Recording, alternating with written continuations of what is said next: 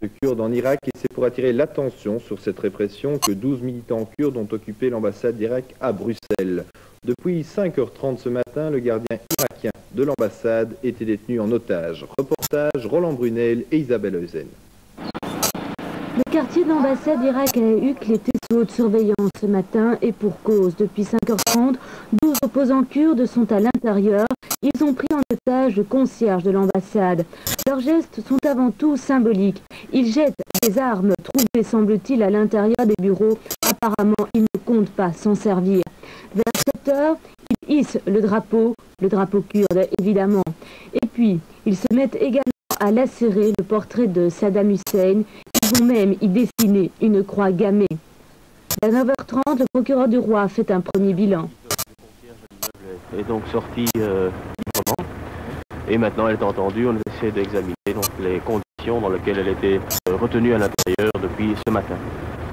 Et on espère que l'affaire se dénouera dans la demi-heure puisqu'ils se sont engagés à libérer les locaux vers 10h ce matin.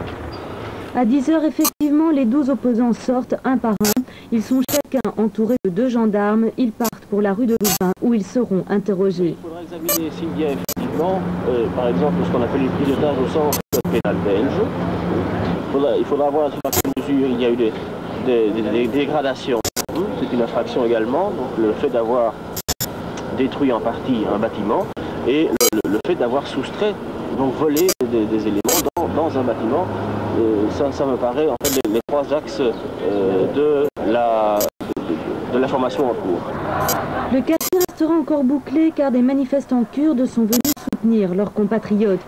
À l'intérieur de l'ambassade, tout est saccagé, des tas de dossiers jonchent le sol et sur les murs, il y a des slogans qui révèlent le désespoir d'un peuple.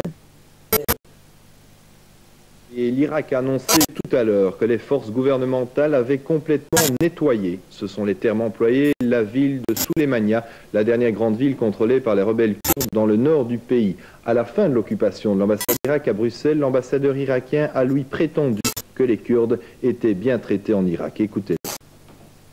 Nous sommes les seuls qui ont donné aux Kurdes ce qu'on appelle l'autonomie. Ils ont leur législative, leur exécutive, la langue kurde est une langue officielle dans tout l'Irak. Ils enseignent en langue kurde dans tous les niveaux, primaire, secondaire, même la première fois dans la vie, une université en langue kurde. Ils ont leur TV en langue kurde, ils ont leur journalier en langue kurde. On demande des autres de faire la même. Donc vous estimez que vous avez tout fait pour eux? Nous avons fait la meilleure pour eux. Je voudrais simplement m'indiquer un seul cas où il y a une minorité qui a été mieux traitée que chez nous. Dans un seul cas. Même ici en Belgique. L'ambassadeur d'Irak a aussi reproché aux forces de l'ordre de ne pas avoir suffisamment protégé l'ambassade et de ne pas avoir organisé, par exemple, des surveillances permanentes. Il affirme avoir écrit une lettre aux autorités belges pour demander une telle protection. Réaction du ministre de l'Intérieur au micro de Didier de la Fontaine.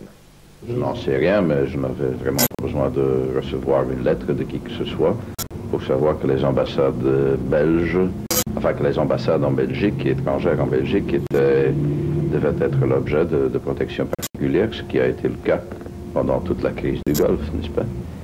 Visiblement, l'ambassadeur d'Irak, puisqu'il fait des déclarations, j'en ferai aussi, n'était quand même pas fort inquiet lui-même, n'est-ce pas? Parce qu'il a laissé une maison avec un seul gardien, là où visiblement il y avait au moins déjà 2 Kalachnikov et d'autres armes qu'on a jetées par les fenêtres.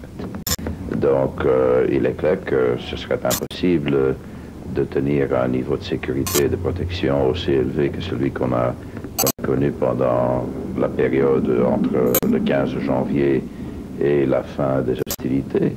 Parce que là, il y a aussi l'effet du désert des Tatars qui se produit, n'est-ce pas?